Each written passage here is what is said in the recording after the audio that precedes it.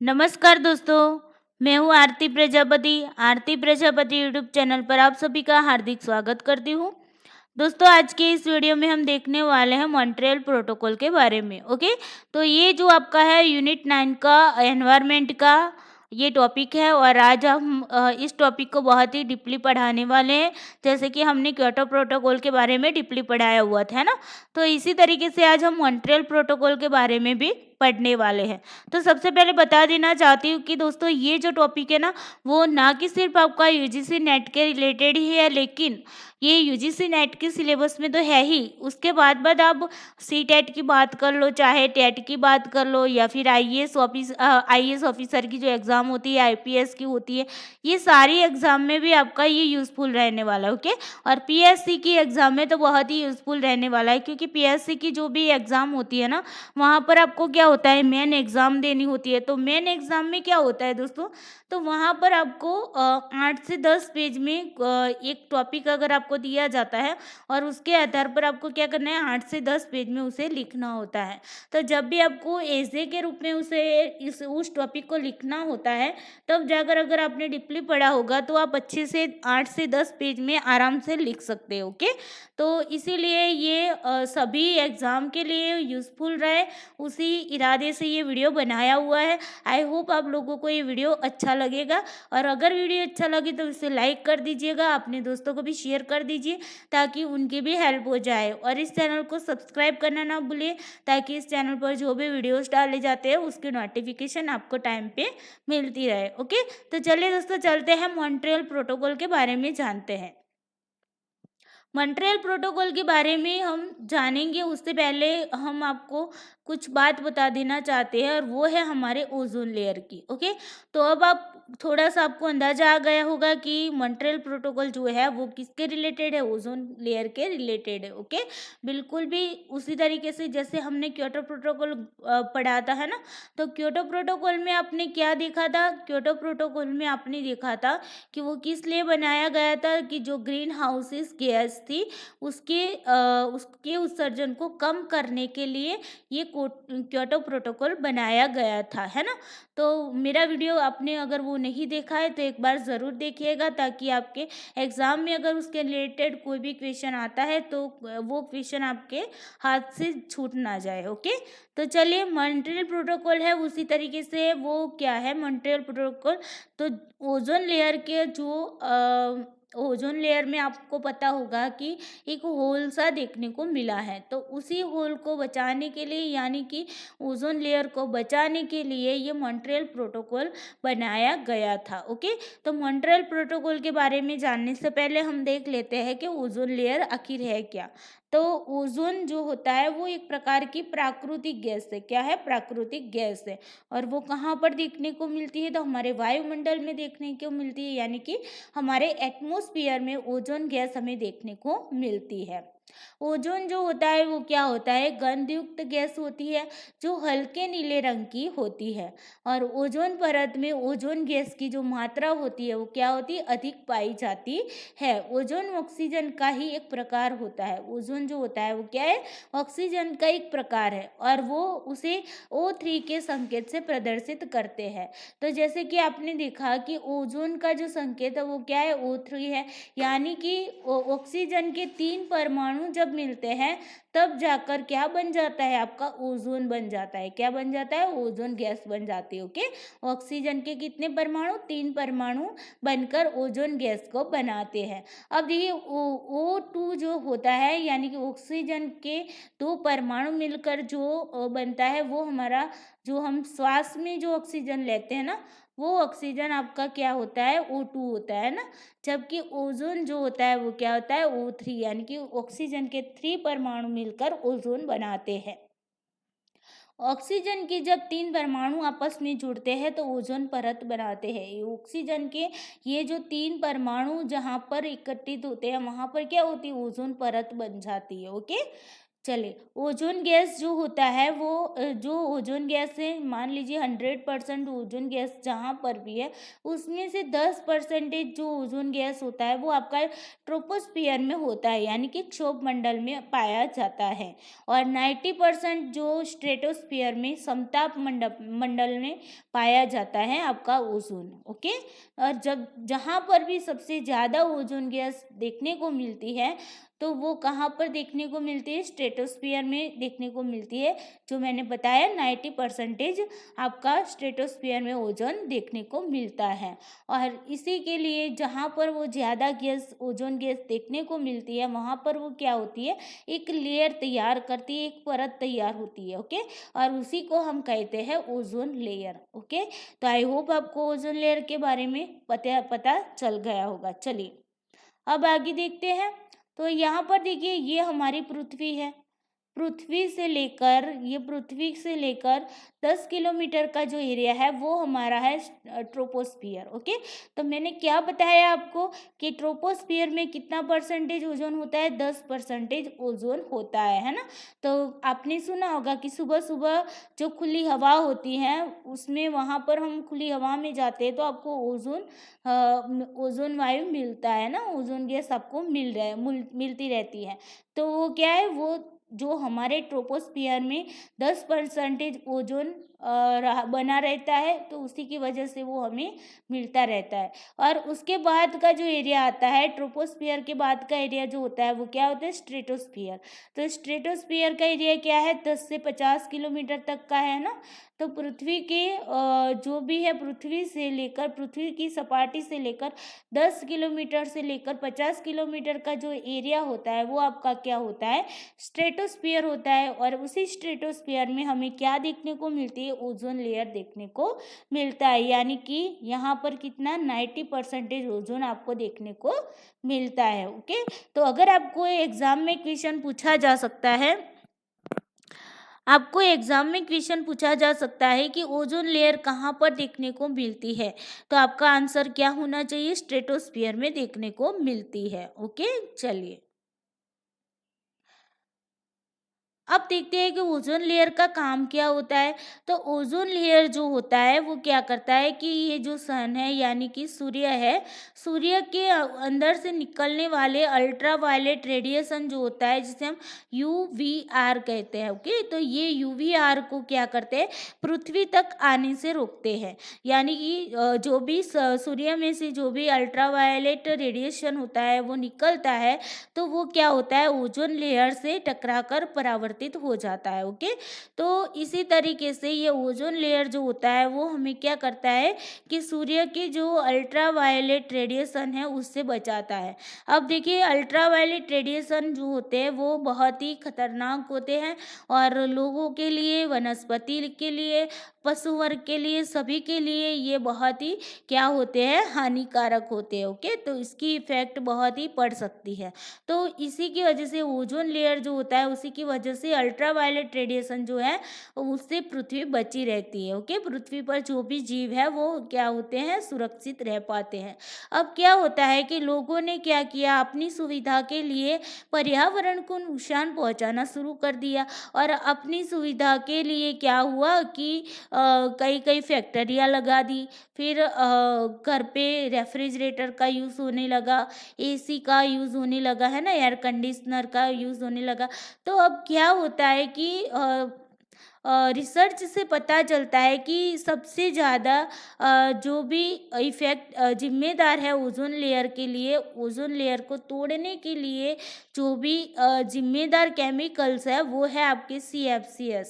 यानी कि CFCs का फुल फॉर्म अगर देखा जाए तो क्या है? क्लोरोफ्लोरोकार्बन। क्या है? क्लोरोफ्लोरोकार्बन। अब देखिए, ये जो क्लोरोफ्लोरोकार्बन है वो क्या करता है? वो जो भी ओजोन लेयर के जो O3 से जो ओजोन लेयर बना हुआ है ना, ऑक्सीजन के 3 परमाणु से, तो उन देखिए क्लोरोफ्लोरोकार्बन है, उसमें फ्लोराइन, क्लोराइन और क्या है? कार्बन। ओके, ये 3 मिलकर क्या करते हैं? क्लोरोफ्लोरोकार्बन का निर्माण होता है। तो ये जो केमिकल होता है क्लोरोफ्लोरोकार्बन, वो क्या करेगा? वो इसे तोड़ देगा। ये जो 3 परमाणु हैं ओज़ोन के, उसे क्या करेगा, तोड़ देगा।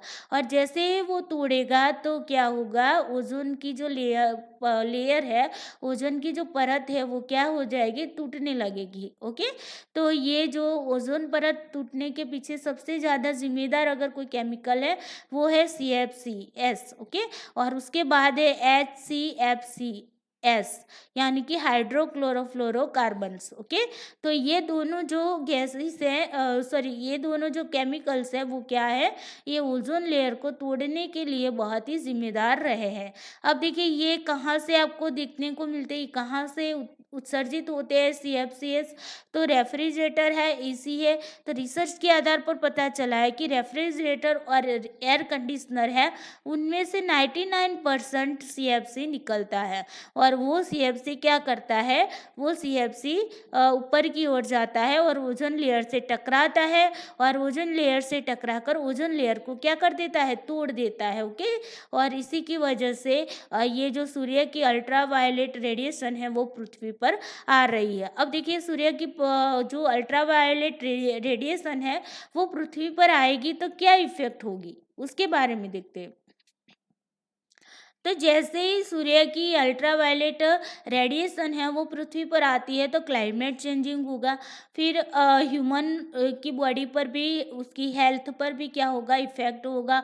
उसके बाद जो भी वनस्पति है, पेड़ पौधे हैं, उस पर भी इफेक्ट होगा, यानी कि वो सूख जाएंगे। ओके, तो जो भूमि, जो हमारी हरियाली हरियाली भूमि थी वो क्या हो जाएगी, बंजर बन जाएगी। फिर जो भी हिम पर्वत होते हैं वो हिम पर्वत भी क्या हो जाएंगे, पिघलने लगेंगे, है ना। और पिघल कर कहाँ पर, उसका जो भी पानी होगा वो कहाँ पर चला जाएगा, समुद्र में चला जाएगा। समुद्र में जैसे ही चला जाएगा तो समुद्र का तल क्या हो जाएगा, बढ़ जाएगा, है ना।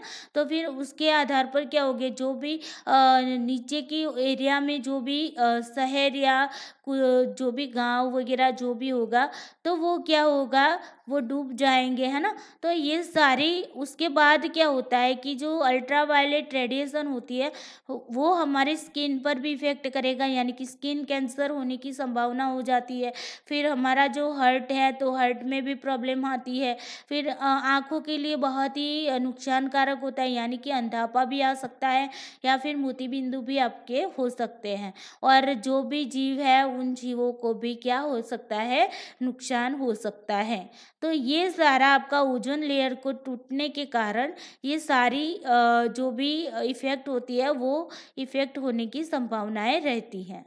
चलिए अब देखते हैं दोस्तों किस तरीके से पता चला कि हमारे पृथ्वी के जो भी ओजोन परत है उस ओजोन परत पर क्या हुआ है, एक बड़ा सा होल पड़ गया है। ये जो आपको दिख रहा है ना, चित्र जो दिख रहा है, होल दिख रहा है, ये होल पाया गया 1985 में। 1985 में एंटार्कटिका के ऊपर ओजोन परत में एक विशाल छिद्र यानी कि होल की खोज की गई। हमारे वैज्ञानिकों ने ये होल की क्या की, खोज की, और उन्होंने पता लगाया कि अंटार्कटिका के ऊपर की जो ओजोन की परत है उस परत में क्या हो गया है, उस परत में एक बड़ा सा होल बन गया है। और फिर वहाँ पर क्या हुआ, हर साल उसी होल की पिक निकालते गए और उसे देखते रहे कि क्या इसमें ये होल बढ़ रहा है या घट रहा है, उसके बारे में यहाँ पर क्या हो गया, रिसर्च किया गया हर सालों के। तो इसी के आधार पर यहाँ पर देखने को मिला कि 2006 में सबसे बड़ा होल देखने को मिला। ओजोन होल जो है वो सबसे बड़ा ओजोन होल कहाँ, कब देखने को मिला, तो 2006 में देखने को मिला। और इसी जो होल हमारे 1985 में देखने को मिला, उसके तुरंत बाद यानी कि 1987 में क्या हुआ, मॉन्ट्रियल प्रोटोकॉल जो था वो अस्तित्व में आ गया।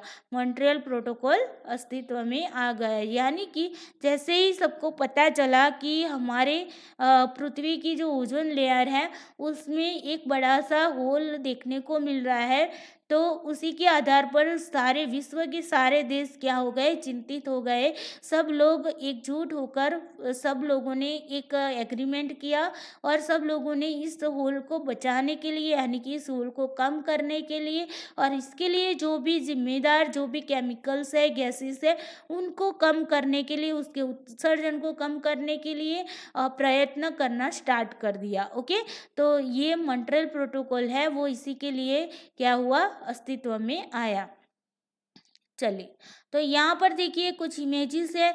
तो यहाँ पर देखिए 1979 में ये होल इतना सा ही था। फिर जाके हमारे वैज्ञानिकों ने देखा कि 1985 में ये होल क्या था, बहुत बड़ा हो गया था। उसके बाद ये होल जो है वो बढ़ता गया। ओके, जबकि बढ़ता बढ़ता 2006 में सबसे ज़्यादा वो होल बढ़ गया था। ओके, उसके बीच में जो भी है तो आप देख सकते हैं, कभी कभी बढ़ा है, कभी कभी घटा है ना। तो ये जो हमारे मॉन्ट्रियल प्रोटोकॉल के तहत जो भी कार्य किए गए उसके आधार पर इसे कम करने की कोशिश की गई, लेकिन 2006 में जो भी ये होल था वो सबसे बड़ा पाया गया है। उसके बाद देखिए अभी 2019 की इमेज है। तो यहाँ पर आपको देखने को मिल रहा है कि ओजोन का जो लेयर है वो क्या है, कम होता गया है ना। तो इसीलिए हमने 2020 की अगर बात की जाए तो 2020 में जो लॉकडाउन की स्थिति बनी थी उसी के आधार पर बताया गया था कि ये जो ओजोन लेयर है उसका जो होल है वो होल क्या हो गया है, बहुत ही कम हो गया है। ओके, तो इस तरीके से ये होल की यहाँ पर बात की गई है। चलिए, अब आते हैं मॉन्ट्रियल प्रोटोकॉल के बारे में। तो 1985 में अंटार्कटिका में के ऊपर ये ओजोन लेयर में जो होल पाया गया उसी के आधार पर सब देश क्या हो गए, चिंतित हो गए और उन्होंने सोचा कि कुछ भी करके हमें ये ओजोन परत को बचाना होगा। और उसी ओजोन परत को बचाने के लिए क्या किया गया, इंटरनेशनल लेवल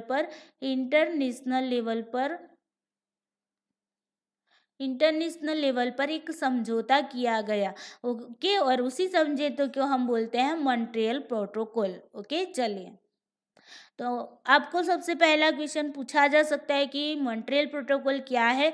तो इंटरनेशनल क्या है, एग्रीमेंट है, यानी कि इंटरनेशनल समझौता है। चलिए, ओजोन लेयर को बचाने के लिए एक अंतर्राष्ट्रीय समझौता हुआ और उसी समझौते को बोला गया मॉन्ट्रियल प्रोटोकॉल।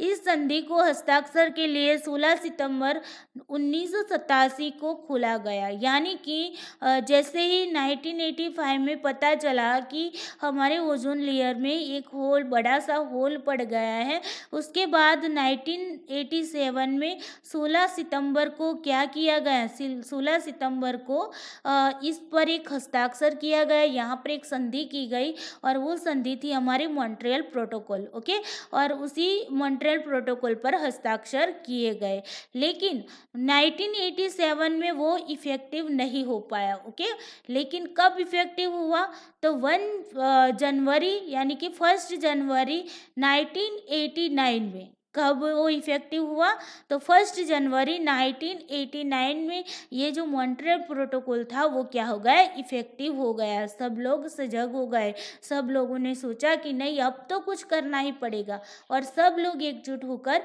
इसके जो भी मॉन्ट्रियल प्रोटोकॉल है उसके आधार पर जो भी बाध्यताएं लगाई गई वो सारी बाध्यताओं को मानने के लिए तैयार हो गए सब। ओके, तो ये इफेक्टिव कब हुआ, 1 जनवरी 1989 में हुआ। ओके, तो ये आपको याद रखना है। सबसे पहले हस्ताक्षर कब किए गए, तो 16 सितंबर 1987 में किए गए, लेकिन वो इफेक्टिव कब हुए, तो 1 जनवरी 1989 में हुए।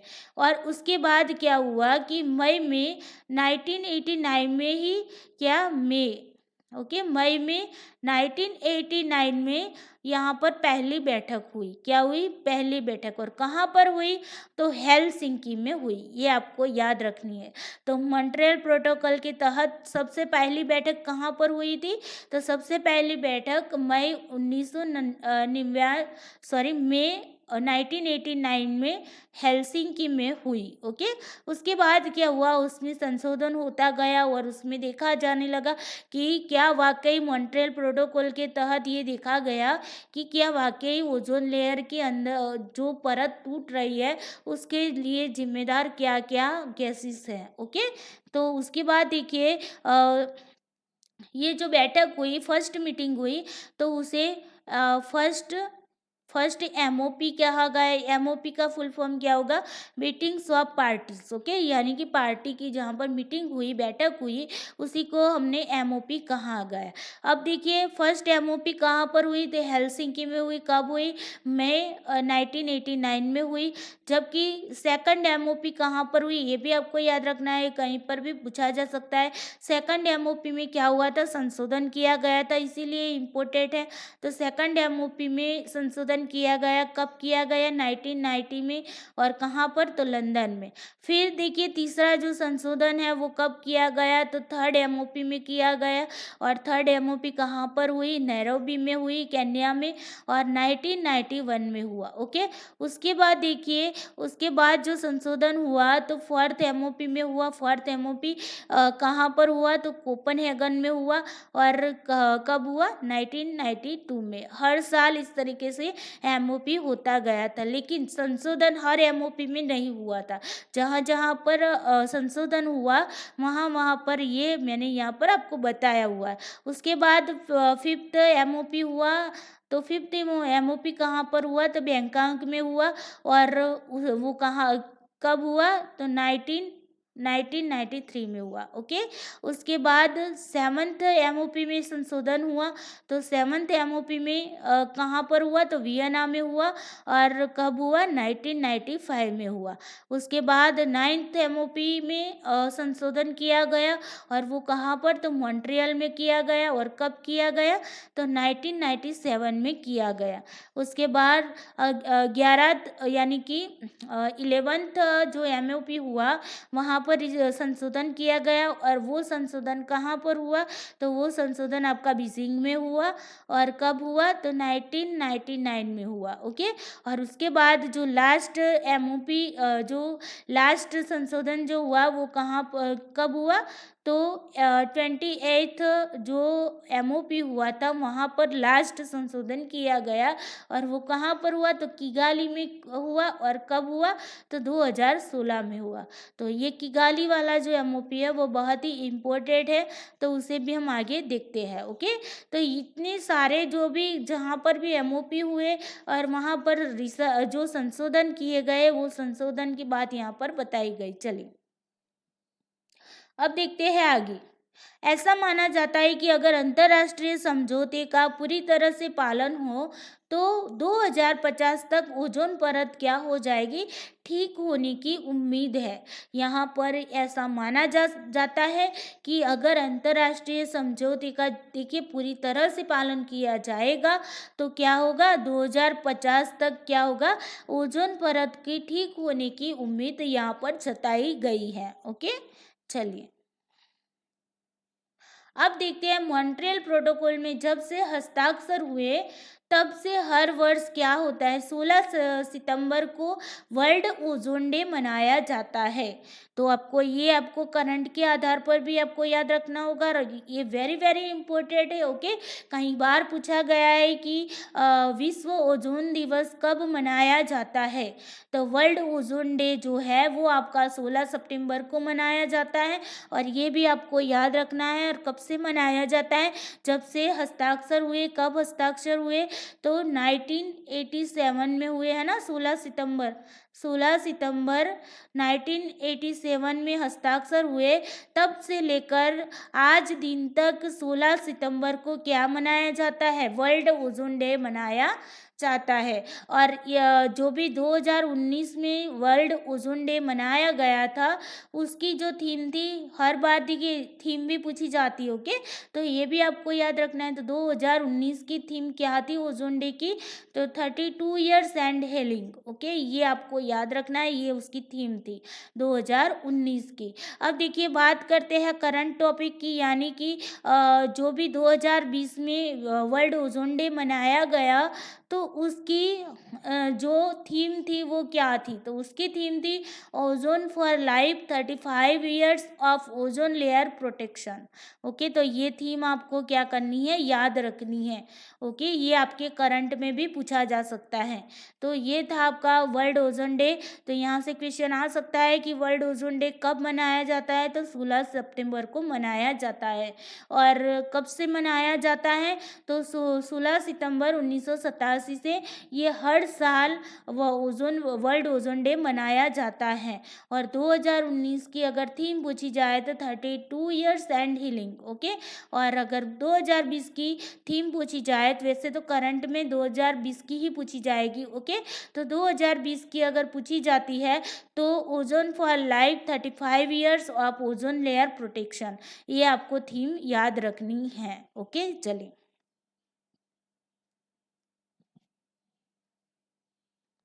अब बात करते हैं कि मॉन्ट्रियल प्रोटोकॉल के तहत क्या कहा गया। मॉन्ट्रियल प्रोटोकॉल तो चलिए उस पर हस्ताक्षर तो हो गए, लेकिन उन्होंने क्या क्या प्रयत्न किए, उन्होंने क्या क्या बताया कि क्या हो सकता है इस प्रोटोकॉल के तहत। ओके, तो उसके बारे में देखते हैं। तो वर्ष 2000 उन्होंने मॉन्ट्रियल प्रोटोकॉल के तहत कहा गया है कि वर्ष 2000 तक विकसित देश। अब देखिए विकसित देश के बारे में मैंने आपको क्या बताया था, क्योटो प्रोटोकॉल में बताया था, है ना, याद होगा तो आपको, जिसने भी वीडियो देखा है उनको पता होगा कि क्योटो प्रोटोकॉल में मैंने आपको बताया था कि जो भी कंट्रीज है उसे दो भागों में बांटा गया है। क्या, annex 1 and annex 2। Okay, annex 1 and annex 2। अब देखिए एनेक्स 1 में कौन सी कंट्री आएगी, तो sorry, annex and non annex. Okay, annex और नॉन एनेक्स। ओके, यहाँ पर देख लीजिएगा। तो यहाँ पर मैंने बताया थी कंट्रीज जो थी उसे दो भागों में बांटा गया, एनेक्स कंट्री और non annex country. Annex country में किसे रखा जाता है, तो उसे वहाँ पर विकसित देशों को रखा जाता है। किसे, विकसित देशों को। विकसित देश जो कैसे देश, जिन्होंने विकास कर लिया है। ओके, उसे विकसित देश कहा जाता है। तो विकसित देशों को कहाँ पर रखा जाता है, एनेक्स में। और नॉन एनेक्स में जो विकासशील देश है या फिर अल्प विकसित देश है ना, विकासशील देश या फिर अल्प विकसित देश है, उसे हम किस में रखते हैं, उसे हम नॉन एनेक्स में रखते हैं। ओके, तो यहाँ पर क्या बताया गया कि वर्ष 2000 तक विकसित देश जो है वो CFCs यानी कि क्लोरोफ्लोरोकार्बन्स के उत्सर्जन में क्या करेंगे, कमी करेंगे और उसके उत्सर्जन पर पूर्णतः प्रतिबंध लगा देंगे। ये बात बताई गई मॉन्ट्रियल प्रोटोकॉल में। क्या बताई गई कि 2000 तक, वर्ष 2000 तक जो भी विकसित देश है जिन्होंने विकास कर लिया है, ऐसे देशों को क्या करना है, CFCs यानी कि क्लोरोफ्लोरोकार्बन्स के उत्सर्जन को कम भी करना है और उसके उत्सर्जन पर पूर्णतः प्रतिबंध लगा देना। यानी कि अब से 2000 तक जो भी विकसित देश है वो CFCs का बिल्कुल भी उत्सर्जन नहीं करेंगे और उन्होंने जो उत्सर्जन किया है उसमें वो क्या करेंगे, कमी करने की कोशिश करेंगे। ये प्रतिबंध यहाँ पर लगा दिया गया। जबकि विकासशील देशों को क्या किया गया, थोड़ी सी छूट दी गई, जैसे क्योटो प्रोटोकॉल में दिया गया था उसी तरीके से विकासशील देशों को यहाँ पर मॉन्ट्रियल प्रोटोकॉल में भी क्या किया गया, छूट दे दी गई। उनको दिया गया 2010 तक। विकसित देशों को कब तक किया, कहा गया 2000 तक, लेकिन विकासशील देशों को बताया गया है कि भाई आप भी इसमें से बचने वाले नहीं हैं, आपको भी 2010 तक क्या करना है, CFCs के उत्पादन और उसके उपभोग पर पूर्णतः प्रतिबंध लगाना होगा। यानी कि आपने यहाँ पर क्या देखा, 2000 तक विकसित देशों को बाध्यताएं दी गई और 2010 तक किसको दी गई, विकासशील देशों को दी गई। उन सभी देशों को छूट दे गई। देखिए विकासशील देशों के साथ साथ उन सभी देशों को भी छूट दे दी गई जिनका CFCs उत्सर्जन प्रति व्यक्ति कितना था, 0.3 kg से कम था। यानी कि ऐसे भी कुछ देश थे जिनका जो भी CFC उत्सर्जन होता था वो प्रति व्यक्ति कितना होता था, 0.3 kg से कम था। तो उन लोगों को भी बताया गया कि भाई आप लोगों को भी विकासशील देशों के साथ साथ आप लोगों को भी 2010 तक क्या करना है, CFCS के उत्पादन एवं उपभोग पर पूर्णतः प्रतिबंध लगाना होगा। ओके, और वो भी मॉन्ट्रियल प्रोटोकॉल को लागू करने की तिथि से लेकर 2010 तक। मॉन्ट्रियल प्रोटोकॉल को लागू कब किया गया, तो लागू किया गया हमारा, कब किया गया, तो 1987 में लागू किया गया है ना। तो 1987 से लेकर 2010 तक यहाँ पर बताया गया कि विकासशील देश और दूसरे कौन से, जिन देशों की CFCS सर्जन की जो भी क्षमता है वो प्रति व्यक्ति कितनी है, 0.3 kg से कम थी, उन लोगों को क्या करना है, जो भी हमारा मॉन्ट्रियल प्रोटोकॉल को लागू किया गया उस तिथि से लेकर 2010 तक उनको भी पूर्णतः प्रतिबंध लगाना होगा। ओके, फिर देखते हैं हाइड्रोक्लोर। अब देखिए यहाँ पर उन्होंने CFCS पर तो पूर्णतः प्रतिबंध लगाने की बात तो कर दी, CFCS पर तो प्रतिबंध लगाना ही लगाना था, लेकिन साथ ही साथ में उन्होंने ये भी बताया कि हाइड्रोक्लोरोफ्लोरोकार्बन जिसे हम HCFCS कहते हैं, तो उसकी गैस पर भी क्या करना था, 2010 तक प्रतिबंध लगाना था। तो ये भी उन्हें मॉन्ट्रियल प्रोटोकॉल के तहत बताया गया, सभी देशों को बताया गया। ओके, तो CFCS के बारे में भी प्रतिबंध लगाने की बात की और HCFCS के प्रतिबंध की भी बात यहाँ पर की गई। ओके, चलिए, अक्टूबर 2016 में संयुक्त राज्य अमेरिका यानी कि US के नेतृत्व में 28th meeting of the parties यानी कि 28वां MOP हुआ, और वो कहाँ पर हुआ, तो रवांडा के किगाली में हुआ। कहाँ पर हुआ, रवांडा के किगाली में हुआ, और उसी रवांडा के किगाली में मॉन्ट्रियल प्रोटोकॉल का संशोधन किया गया। मैंने आपको अभी बताया जो भी संशोधन हुए थे उसमें लास्ट संशोधन कब हुआ, तो 2016 में हुआ है ना। तो 2016 में अक्टूबर में हुआ, कब हुआ, अक्टूबर में 2016 में ये लास्ट संशोधन हुआ, और कहाँ पर हुआ, तो रवांडा की किगाली में। ओके, तो रवांडा की किगाली में ये संशोधन किया गया 2016 में, और कौन सी MOP थी, तो 28वीं MOP थी। ओके, और जिसे किगाली समझौता भी कहा जाता है, इसे क्या कहा जाता है, किगाली समझौता कहा जाता है। अगर आपको किगाली समझौता के बारे में पूछा जाए तो आपको यहाँ पर कंफ्यूज नहीं होना है। किगाली समझौता जो था वो क्या था, मॉन्ट्रियल प्रोटोकॉल के तहत यहाँ पर एक समझौता हुआ था। ओके, जिसमें 197 यानी कि 197 देशों ने क्या किया था, इस संशोधन को अपनाया था। अभी तक उन गैसों पर प्रतिबंध लगाया गया था जो क्या था, ओजोन परत के क्षरण के लिए क्या थी, जिम्मेदार थी। अब देखिए ओजोन परत की जो क्षरण है उसके लिए जिम्मेदार जो भी गैसेस थी उसे कहा गया ओजोन डिप्लीशन सब्सटेंसेस। ओके, तो यहाँ पर देखिए ODSS अगर आपको पूछा जाता है कि ODSS का फुल फॉर्म बताइए, तो आपको ये फुल फॉर्म भी याद होना चाहिए। ODSS का फुल फॉर्म है ओजोन डिप्लीटिंग सब्सटेंसेस। ओके, तो ये जो था वो क्या था, तो वो उसमें जो भी गैसेस रखी गई हैं वो क्या है, ओजोन क्षयकारी पदार्थ थी, यानी कि ओजोन के लेयर को जो भी तोड़ने वाली जो भी गैसेस थी उन सभी गैसेस को यहाँ पर रखा गया और उसे नाम दिया गया ODSS। ओके, यानी कि ओजोन डिप्लीटिंग सब्सटेंसेस। ओके, तो चले उसके बारे में भी थोड़ा सा देखते हैं। तो अभी तक ये हुआ कि क्या हुआ कि अभी तक तो जो भी हुआ उसमें बताया गया 2016 तक कि भाई हमें उस गैसों पर प्रतिबंध लगाना है जो ओजोन परत की क्षरण के लिए क्या है, जिम्मेदार है। ओके, चलिए अब देखिए ozone depleting substances regulated by, देखिए यहाँ पर मॉन्ट्रियल प्रोटोकॉल द्वारा जो ओजोन घटने वाले पदार्थ थे उसमें जो भी सूचीबद्ध किए गए थे उन गैसेस की बात करते हैं। तो उन गैसेस में NXA, NXP, NXC और NXC इस तरीके से इसे डिवाइडेड किया गया था। ओके, तो यहाँ से भी क्वेश्चन आ सकता है कि NXA में कौन कौन सी गैसेस थी, NXB में कौन कौन सी गैसेस थी, NXC में कौन कौन सी गैसेस गैसेस थी और एनेक्स ई में कौन कौन सी गैसेस थी। ओके, तो देखिए यहाँ पर एनेक्स ए है, उसमें CFCs होगी और हेलोन्स होगी। ओके, तो क्लोरोफ्लोरोकार्बन्स के जो भी गैसेस होगी वो सारे और हेलोन्स। उसके बाद एनेक्स बी में other fully halogenated CFCs and carbon tetrachloride होगी और मिथाइल क्लोरोफॉर्म। ओके, तो ये भी आपको याद रखना है एनेक्स बी में कौन कौन से आएंगे। तो जो भी हेलोजेनेटेड CFCs होंगे, जो फुली हेलोजेनेटेड CFCs है वो आपके एनेक्स बी में आएंगे। कार्बन टेट्राक्लोराइड है वो भी आपके एनेक्स बी में आएगी और मिथाइल क्लोरोफॉर्म है वो भी आपके एनेक्स बी में आएगी। जबकि एनेक्स सी है तो एनेक्स सी में क्या होगी, HCFCs होगी। तो HCFCs यानी कि हाइड्रोक्लोरोफ्लोरोकार्बन्स होगी, वो आपके किस में आएगी, एनेक्स सी में आएगी। ओके, तो ये आपको याद रखना है। उसके बाद देखिए एनेक्स सी है तो एनेक्स सी में क्या होगा, मिथाइल ब्रोमाइड होगा। ओके, तो ये सारी की सारी जो गैसेस है उन सभी को ODSs में रखा गया।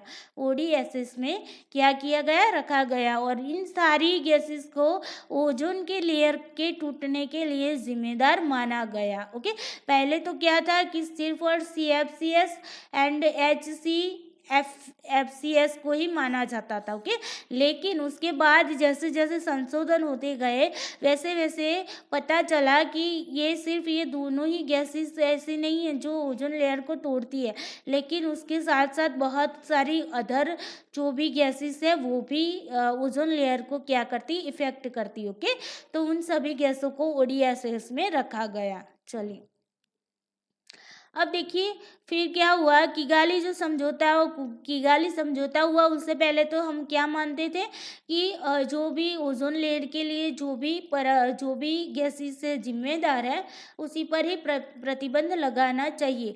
लेकिन किगाली समझौते में कहा गया कि उन सभी गैसों पर प्रतिबंध लगाया जाए जो कि क्या है, ग्लोबल वार्मिंग यानी कि वैश्विक तापमान के लिए जिम्मेदार है।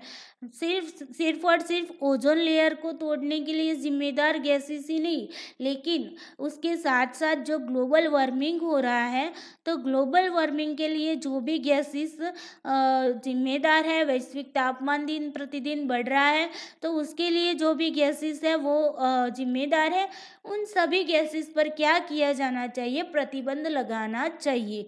ये बात कहाँ पर हुई, किगाली समझौते में हुई 2016 में। ओके, 2016 से पहले तो हम क्या मानते थे कि सिर्फ और सिर्फ जो ओजोन लेयर को इफेक्ट कर रहे हैं उन्हीं गैसेस पर क्या करना चाहिए, प्रतिबंध लगाना चाहिए। लेकिन 2016 में जो किगाली समझौता हुआ वहाँ पर बताया गया सिर्फ ऐसी गैसों को ही प्रतिबंध नहीं लगाना चाहिए जो सिर्फ ओजोन लेयर के लिए जिम्मेदार है, लेकिन साथ में हमें ऐसी गैसों को भी प्रतिबंध लगाना चाहिए जो ग्लोबल वार्मिंग और वैश्विक तापमान के लिए भी क्या है, जिम्मेदार है। ओके, और यह प्रोटोकॉल 2019 से सभी देशों के लिए बाध्यकारी हुआ। ये जो प्रोटोकॉल जो बनाया गया किगाली समझौते में, वो प्रोटोकॉल जो है वो 2019 से सभी देशों के लिए क्या हुआ, बाध्यकारी कर दिया गया है। किगाली समझौते के तहत ये बात बताई गई कि 2100 तक क्या है, 2100 तक ग्लोबल वार्मिंग में 0.5 डिग्री की कमी ला सकता है। यानी कि किगाली समझौते में बताया गया कि अगर हम इस तरीके से बाध्यकारी समझौते को अपनाते हैं, इस प्रोटोकॉल को अपनाते हैं और उसके जो भी प्रोटोकॉल में जो भी बातें बताई गई है उन सारी बातों को अगर फॉलो करते हैं तो 2100 तक क्या होगा कि ग्लोबल वार्मिंग में 0.5 डिग्री की कमी हम ला सकेंगे। यह ग्लोबल वार्मिंग के खिलाफ एक और अधिक शक्तिशाली साधन बन गया। कौन, Montreal protocol. Okay, Montreal protocol. तो मॉन्ट्रियल प्रोटोकॉल जो था वो अब ग्लोबल वार्मिंग के खिलाफ भी क्या हो गया, एक शक्तिशाली साधन बन गया। ओजोन लेयर के लिए तो था ही, ये है ओजोन लेयर के लिए, लेकिन किगाली समझौते में इसे ग्लोबल वार्मिंग के साथ भी जोड़ दिया गया। किगाली संशोधन देशों के तहत अगले 30 वर्षों में HFCs यानी कि हाइड्रोफ्लोरोकार्बन जो है उसके उपयोग को 80% से अधिक कम करने का वादा भी किया गया। अब देखिए किगाली समझौता जो हुआ उसमें जो संशोधन हुआ, वहाँ पर जो भी देश थे, संशोधनकर्ता जो भी देश थे, उन देशों ने क्या किया, एक प्रॉमिस भी की। और वो प्रॉमिस क्या थी कि 30 वर्षों में हम क्या करेंगे, हाइड्रोफ्लोरोकार्बन्स जो है उसके उपयोग में 80% क्या करेंगे, 80% से अधिक उसे कम करने का यहाँ पर प्रॉमिस किया गया। उसके बाद देखते हैं कि ये मॉन्ट्रियल प्रोटोकॉल तो हुआ, तो मॉन्ट्रियल प्रोटोकॉल का कोई रिजल्ट तो मिला होगा ना हमें। तो मॉन्ट्रियल प्रोटोकॉल के तहत हमें क्या रिजल्ट मिला, ये हम देखते हैं। तो मॉन्ट्रियल प्रोटोकॉल अब तक का सबसे सफल अंतर्राष्ट्रीय पर्यावरणीय समझौता माना जाता है। तो अगर क्वेश्चन यहाँ से आ सकता है कि अब तक का सबसे सफल अंतर्राष्ट्रीय पर्यावरणीय समझौता कौन सा है, तो आपका आंसर आना चाहिए मॉन्ट्रियल प्रोटोकॉल, क्योंकि मॉन्ट्रियल प्रोटोकॉल के तहत सभी देशों ने यहाँ पर क्या है, चिंता जताई थी और सभी देशों ने यहाँ पर क्या किया था, सहयोग किया था। ओके, इसीलिए इसे सक्सेसफुली प्रोटोकॉल माना जाता है। इस समझौते के परिणाम स्वरूप एंटार्कटिका में ओजोन छिद्र जो है वो धीरे धीरे क्या हो रहा है, ठीक हो रहा है। हमने आगे इमेजेस देखी थी, हमने बताया कि 2019 में वो जो होल था वो कितना छोटा हो गया है ना। तो वो होल जो है वो छोटा होने का यानी कि ठीक होने का जो रीज़न अगर माना जाए तो वो है आपका मॉन्ट्रियल प्रोटोकॉल। ओके, संयुक्त राष्ट्र के एक अध्ययन में ओजोन रिक्तीकरण का वैज्ञानिक आकलन 2018 ने दिखाया है कि ओजोन परत पर प्रति दशक क्या होता है, 1 से 3% दर से ठीक हो रही है। ओजोन की जो परत है वो प्रति दशक यानी कि हर 10 साल में क्या होता है, 1 से 3% दर से वो ठीक हो रही है। Montreal protocol parties of ozone सचिवालय द्वारा सहायता भी प्राप्त होती है। मॉन्ट्रियल जो प्रोटोकॉल में जो भी पार्टीज है उन पार्टीज को क्या होता है, सचिवालय, ओजोन सचिवालय है उसके द्वारा क्या किया जाता है, सहायता भी प्राप्त की जाती है। जो भी उसका जो ओजोन सचिवालय है वो क्या कहाँ पर, जो नैरोबी केन्या में संयुक्त राष्ट्र पर्यावरण कार्यक्रम जिसे हम UNEP कहते हैं और यूनाइटेड नेशंस एनवायरनमेंट प्रोग्राम के मुख्यालय पर आधारित है। ये ओजोन जो सचिवालय है वो किसके आधारित है, तो वो है आपके UNEP के मुख्यालय पर आधारित है। ओके, और उसके आधार पर यहाँ पर क्या किया जाता है कि सहायता भी उन पार्टीज को क्या की जाती है, प्रदान की जाती है। यहाँ पर एक क्वेश्चन और भी बन सकता है कि संयुक्त राष्ट्र के एक अध्ययन के यानी कि UN का जो एक अध्ययन था उसका नाम था ओजोन रिक्तीकरण का वैज्ञानिक आकलन 2018। तो ये भी आपको याद रखना है, अगर यहाँ से क्वेश्चन आ जाए तो आपको पता होना चाहिए। ओके, तो ये जो ओजोन रिक्तीकरण का वैज्ञानिक आकलन 2018 है उसमें ये बताया गया था कि ओजोन पर प्रति दशक क्या होता है, 1 से 3% दर से वो परत ठीक हो रही है। ओके, तो ये भी आपको याद रखना है। चलिए अब बात करते हैं क्लाइमेट प्रोजेक्शन जो है वो जलवायु अनुमानों से संकेत मिलता है कि ओजोन परत जो है 2050 से लेकर 2070 के बीच क्या होगा, तो 1980 के स्तर पर वो वापस आ जाएगी। यानी कि 1980 के स्तर पर जो ओजोन की लेयर था, जो उसमें छिद्र देखने को मिला था, उस छिद्र को अगर ठीक करना है यानी कि 1980 तक क्या लेयर जो 1980 का जो स्तर है अगर उस स्तर तक हमें जाना होगा तो वो कब होगा, 2050 से लेकर 2070 तक हम यहाँ पर जा सकेंगे और हमारी जो पृथ्वी है वो अभी ऐसी दिखने लगी है, वो इस तरीके की नीले रंग की दिखने लगेगी। ओके, तो ये अनुमान भी क्लाइमेट प्रोजेक्शन के आधार पर बताया गया है। ओके, चलिए अब बात करते हैं मई 2020 की। तो देखिए मई 2020 में 93 राज्यों और यूरोपीय संघ ने किगाली संशोधन की पुष्टि की थी। अब देखिए किगाली संशोधन कब हुआ था, 2016 में हुआ था, है ना।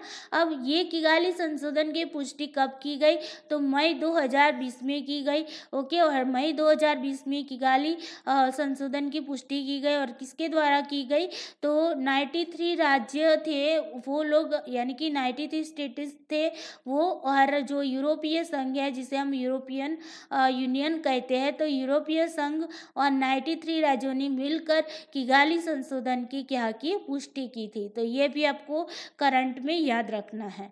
अब देखिए थोड़ा सा यूरोपीय संघ के बारे में भी देख लेते हैं। तो यूरोपीय संघ को बोलते हैं यूरोपियन यूनियन। अब यूरोपियन यूनियन जो है वो क्या है, वो एक पॉलिटिकल एंड इकोनॉमिक यूनियन है। ओके, और उसके कितने मेंबर्स है, तो 27 मेंबर्स है। और यहाँ पर जो उसका लोकेटेड जो लोकेटेड है वो आपका यूरोप में होगा। ओके, और मेंबर्स जो है उसमें Germany, Italy, France, Poland, Spain, Sweden और अदर जो स्टेट्स है वो उसके क्या है, उसके मेंबर्स हैं। और उसका हेड क्वार्टर अगर पूछा जाए, यूरोपियन यूनियन का हेड क्वार्टर है आपका ब्रुसेल में होगा और बेल्जियम में आया है। ओके, और उसका फाउंडेड यानी कि वहाँ उसकी स्थापना कब हुई, तो 1 नवंबर 1993 में हुई थी। ओके, ये भी आपको याद रखना है।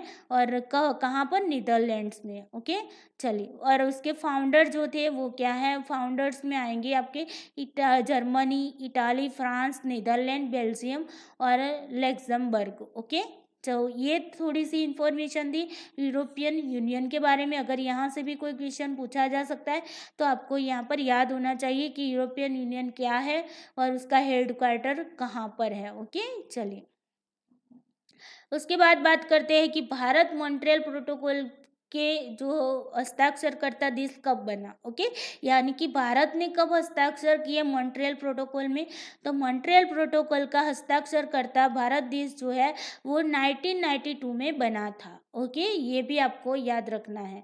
मंत्रालय ने ओजोन सेल की भी स्थापना की है। तो यहाँ पर जो मिनिस्ट्री है, तो मिनिस्ट्री ने ओजोन सेल की भी स्थापना की है। और उस ओजोन सेल की स्थापना करने का उद्देश्य क्या था, तो यहाँ पर जो भी ओडीएस के जो भी उत्पादक है, विक्रेता है, आयातकार है या फिर स्टॉकिस्ट है, तो उनके जो अनिवार्य पंजीकरण के लिए ये ओजोन सेल की स्थापना की गई थी। मॉन्ट्रियल प्रोटोकॉल के कार्यान्वयन के लिए बहुपक्षीय कोष की स्थापना भी की गई थी।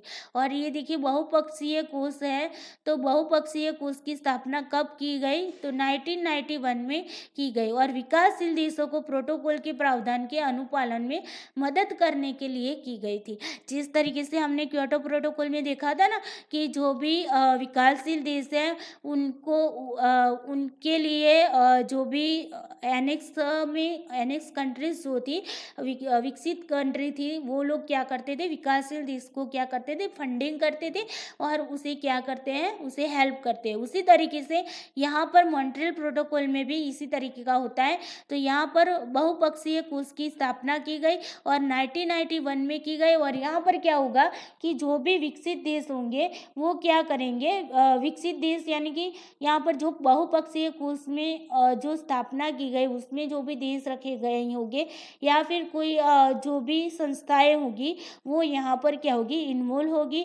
और उसके आधार पर यहाँ पर क्या होगा कि विकासशील जो देश है उसको प्रोटोकॉल के प्रावधान के अनुपालन करने में क्या होगा, मदद करने के लिए इसकी स्थापना की गई थी। ओके, तो ये भी आपको याद रखना है। बहुपक्षीय कोष की स्थापना कब की गई, 1991 में की गई। और क्यों की गई, तो विकासशील देशों को प्रोटोकॉल के प्रावधान के अनुपालन में मदद करने के लिए की गई थी। यह विकासशील देशों को वित्तीय और तकनीकी सहायता प्रदान करता है। ये बहुपक्षीय कोष जो है वो क्या करता है, विकासशील देशों को फंडिंग करता है और जो भी टेक्निकल सहायता उनको प्रदान करनी होती है वो प्रदान करता है, जिनकी सालाना प्रति व्यक्ति खपत और ओडीएसएस का उत्पादन क्या होता है, 0.3 केजी से कम होता है। यानी कि जो ऐसे देश है जिनकी सालाना व्यक्ति खपत और जो ओडीएसएस का जो उत्पादन होता है वो क्या होता है, प्रति व्यक्ति 0.3 केजी से कम होता है, उन देशों को वित्तीय और तकनीकी सहायता ये बहुपक्षीय कोष क्या करता है, हेल्प करता है। इस निधि की गतिविधियों को 4 निकायों द्वारा कार्यान्वित किया जाता है। ये जो बहुपक्षीय कोष है उसकी गतिविधियों को कार्यान्वित करने के लिए 4 निकायों द्वारा यहाँ पर इसे कार्यान्वित किया जाता है। तो वो 4 निकाय कौन कौन सी है, तो यूएनईपी है, जिसे हम कहते हैं संयुक्त राष्ट्र पर्यावरण कार्यक्रम, the United Nations environment programme. Okay, ये भी आपको नाम याद रखने, क्योंकि कभी कभी फुल फॉर्म भी पूछे जाते हैं। और यहाँ पर आपका क्वेश्चन ये भी बन सकता है कि बहुपक्षीय कोष है, तो वो बहुपक्षीय कोष निधि में कौन से निकाय सपोर्ट कर रहे हैं। ओके, या फिर मॉन्ट्रियल प्रोटोकॉल के तहत कौन से निकाय जो है वो विकासशील देशों को क्या करते हैं, सहायता प्रदान करते हैं। तो ये आपको यहाँ पर चारों की चार नाम आपको याद रहने चाहिए। यूएनईपी, फिर यूएनडीपी। यूएनडीपी को हिंदी में बोला जाता है संयुक्त राष्ट्र विकास कार्यक्रम, और इंग्लिश में बोला जाता है the United Nations development programme. और उसके बाद है यूएनआईडीओ। यूएनआईडीओ को बोला जाता है संयुक्त राष्ट्र औद्योगिक विकास संगठन। यूएनआईडीओ का फुल फॉर्म है the United Nations Industrial Development Organization.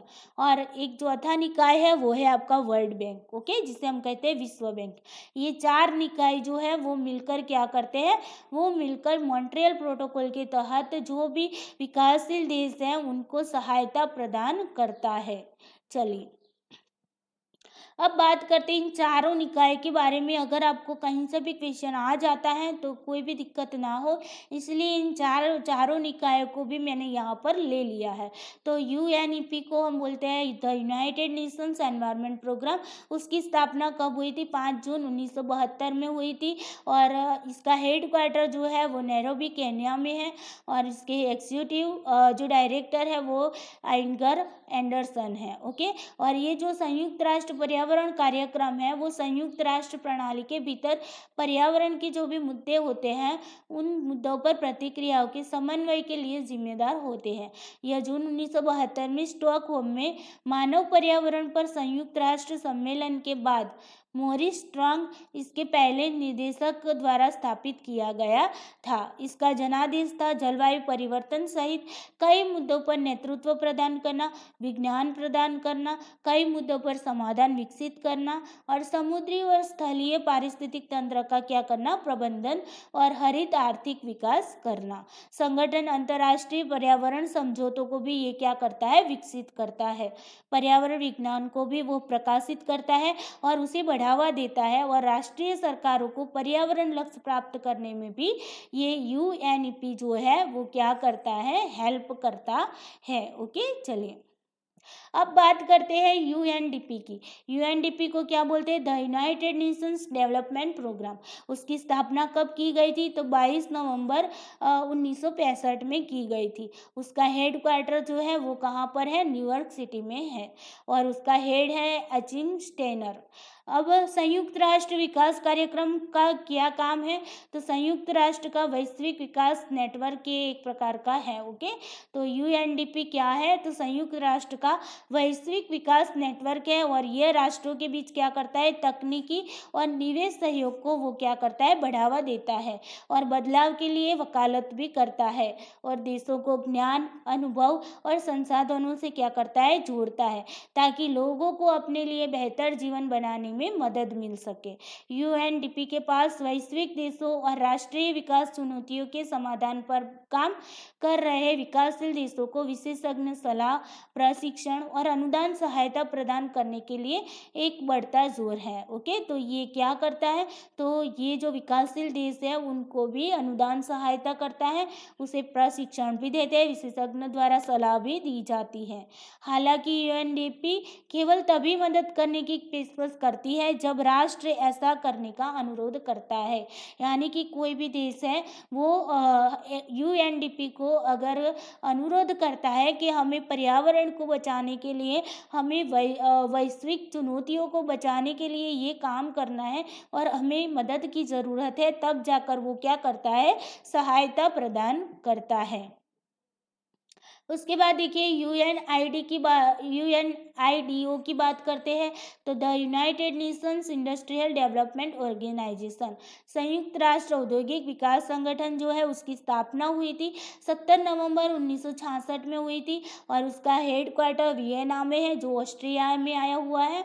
और उसका जो हेड है जिसे हम डायरेक्टर जनरल बोलते हैं उनका नाम है ली यंग। ओके, तो संयुक्त राष्ट्र औद्योगिक विकास संगठन जो है वो संयुक्त राष्ट्र की एक विशेष एजेंसी है। क्या है? एक विशेष एजेंसी है जो आर्थिक और औद्योगिक विकास में क्या करता है? देशों की सहायता करता है। और इसका मुख्यालय ऑस्ट्रिया के वियना में 60 से अधिक देशों में एक स्थायी उपस्थिति के साथ है। और अप्रैल 2019 तक यूएनआईडीओ में 170 सदस्य देश शामिल है जो एक साथ संगठन की नीतियों, कार्यक्रमों और सिद्धांतों को द्विवार्षिक सामान्य सम्मेलन के माध्यम से क्या करता है? निर्धारित करते हैं। तो ये थोड़ी सी जानकारी थी यूएनआईडीओ के बारे में। अब लास्ट देखते हैं, लास्ट निकाय क्या है? World bank. ओके, तो वर्ल्ड बैंक के बारे में भी थोड़ा सा देख लेते हैं। उसकी स्थापना कब हुई थी?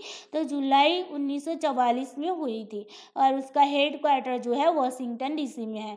यहाँ से आपका क्वेश्चन आ सकता है कि जैसे कि आपको जोड़ मिलानी होती है और यहाँ पर आपको दिए होते हैं, नाम दिए होंगे और उसे यहाँ पर उसकी स्थापना दिन या तो फिर उसके हेड क्वार्टर दिया होगा और उसे आपको क्या करना होगा? जोड़ मिलानी होगी। ओके, तो यहाँ पर आपको ये भी याद रखना है कि स्थापना कब हुई थी, उसका हेड क्वार्टर कहाँ पर है और उसके जो भी प्रेसिडेंट होते हैं या फिर हेड होते हैं, डायरेक्टर होते हैं, वो आपको याद रखने हैं। ओके, तो स्थापना कब हुई? 1944 में हुई जुलाई में।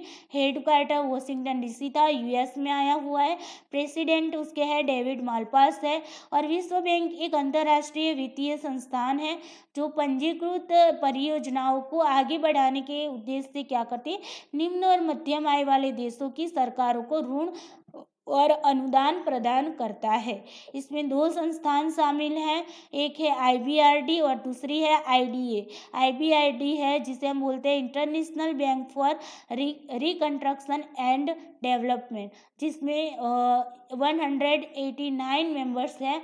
और जो आईडीए जिसे कहते हैं इंटरनेशनल डेवलपमेंट एसोसिएशन, उसमें 173 मेंबर्स हैं। ओके, और विश्व बैंक जो है वो विश्व बैंक समूह का क्या है?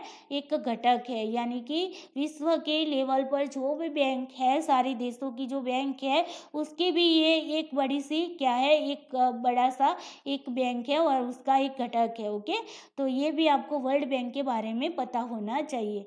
तो दोस्तों ये थी हमारी मॉन्ट्रियल प्रोटोकॉल के बारे में डिटेल्स में जानकारी देने की कोशिश की है। आई होप आपको अच्छे से समझ में आ गया होगा और ये वीडियो आपको अच्छे से यूज़फुल भी होगा। और वीडियो अगर अच्छा लगा है तो लाइक करना भूलना नहीं है और अपने दोस्तों को शेयर करना भूलना नहीं है। आई होप आप लोगों को ये वीडियो अच्छा लगा होगा। तो चलिए दोस्तों, आज के लिए इतना ही। Thank you so much.